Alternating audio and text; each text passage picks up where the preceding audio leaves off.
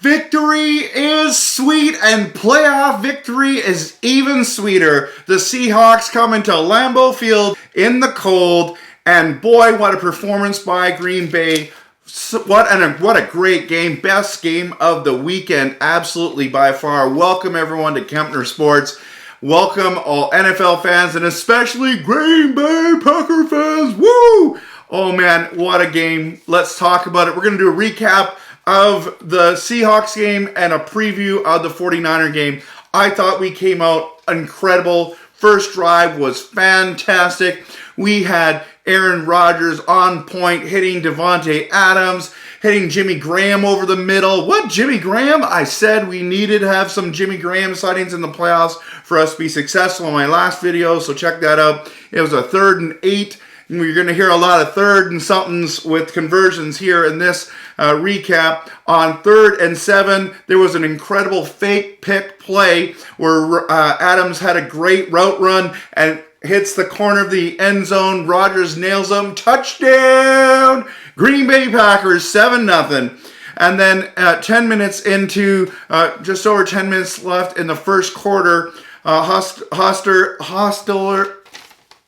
fullback, tight end, for the Seattle Seahawks, fumbles the ball, and we challenge it because they said it wasn't a fumble, and it was a fumble, and we recovered it clearly, but it got overturned by the upstairs, and they said it wasn't clear enough that the two guys were on one football and one Seahawk was there. So it is what it is, and I was not impressed, but hey, whatever. Anyways, because of the Seattle gets that ball back, Wilson marches down, and man, he was good all night long.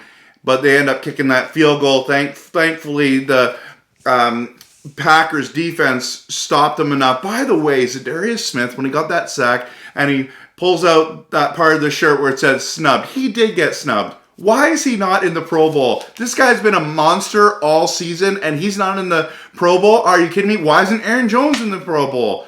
I can understand why people would not put Aaron Rodgers in the Pro Bowl, but, you know, like, he's there. You know, I mean, it's crazy. Aaron Jones and Zadarius Smith should be in the Pro Bowl, just saying. So, Rodgers found open Davante Adams all night. He broke a record, 160 yards receiving. Wow, congratulations, Davante. That Aaron Jones touchdown in the first quarter, in my opinion, he didn't cross the line, but the ref saw differently and called it a touchdown. Now, it went upstairs and they reviewed it, and in my opinion, they couldn't find a better, like a replay that would turn that around, and so they had to go with what the ref saw on the field, and it was touchdown. I was excited as a Green Bay Packer fan, but I personally didn't think he got in. But hey, the ref saw what he saw, and hopefully it was true. And here we are. It's now 14-3. But Wilson started finding Lockett and Metcalf, but Zadarius Smith had another huge big sack. Second of the game, caused Seattle to have that kick field goal at 50 yards. I thought it was closer, but now remembering watching the replays again, it was a long field goal, 50 yards, and he just missed right, and so it stayed as 14-3. With 5:40 remaining, there was that toss to Irvin. Now, most Packer fans are like, who's Irvin? Because we just ended up picking him up, I think in week 14 or something like that. Jacksonville had cut him. We had picked him up. Man, his speed and his explosiveness was actually quite evident. He had that big, huge gain. And Clowney came across and had that huge penalty. Now, a lot of people were complaining about that because, like, did he actually get underneath the helmet? And I know that he's got a big guy, big arm, and he just clocked him, and the whole helmet moved. But as he was coming down, it looked like he ripped underneath. Now, that was just my personal opinion. I want to remind us the ref was literally standing right there watching. He had the best view of anyone else, even better than the cameras, and they called it. Now, it was controversial. I can understand why Seahawks fans might be a little upset about that one, but that pushed us down. We had great field position after that, and Aaron Jones clearly punches it in for his second touchdown of the game. He was having himself a night that way. So 21-3 was what it was going into halftime. My goodness, guys. You couldn't have asked for a better start other than the fumble, getting it and scoring again. But man alive, that was amazing. So walking into the second half, I don't know what Seattle did, but whatever they did, they found a way to shut us down.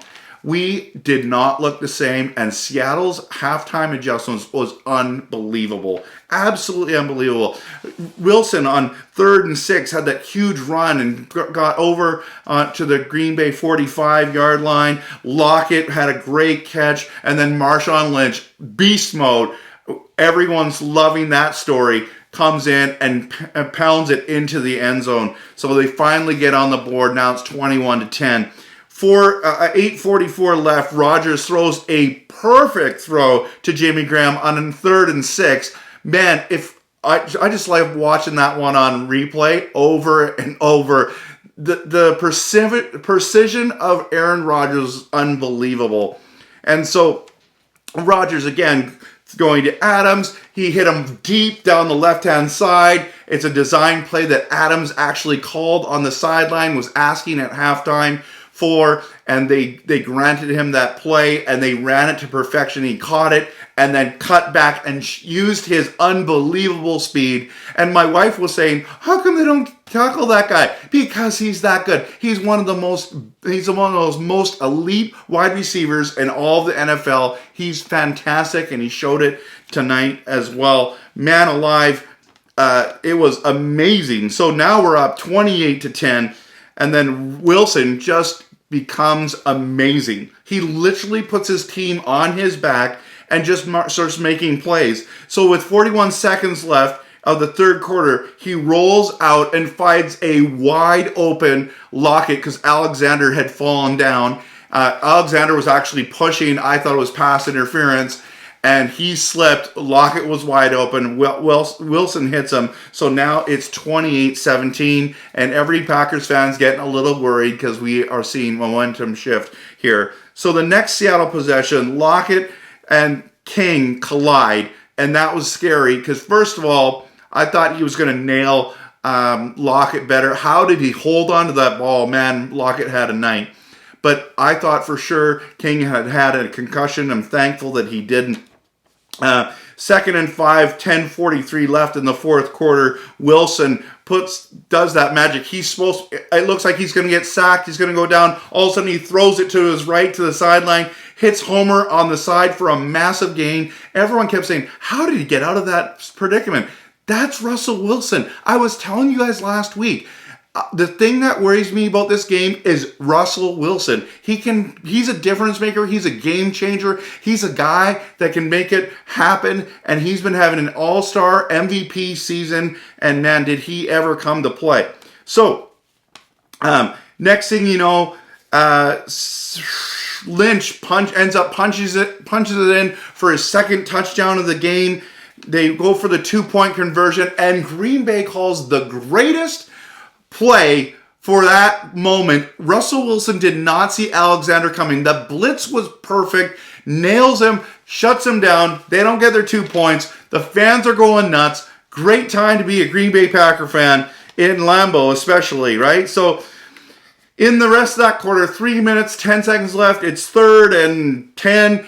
Allison comes up, this miraculous catch and over the middle. And I was just like, that's what we need. We need a wide receiver to step up other than Adams. And the reason why is because Lassard got hurt when Jones nailed him in the back of the leg there.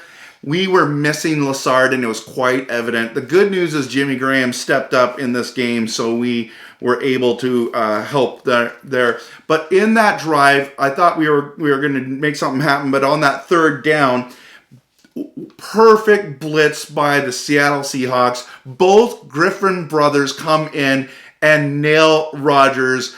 Okay, let's just time out for a moment. Just as a fan of the NFL, a fan of football, and a fan of family, that would have been a cool moment. Both Griffin brothers nailing Rodgers on the biggest play of the game at the moment. man, what a moment for them. And I thought, oh boy, we're in trouble. Wilson's getting getting the ball back. They did. They're marching down, and all of a sudden, a guy who we needed to stepped up, and his name is Preston Smith. Preston Smith, 2 sacks on the day. That was a massive sack on Wilson. It was so amazing. And then Adams came up with that huge 3rd down play. Oh man, I got on my seat. And I was like, yes! And I almost scared the guy in front of me. It was my house. I had a big party at my house.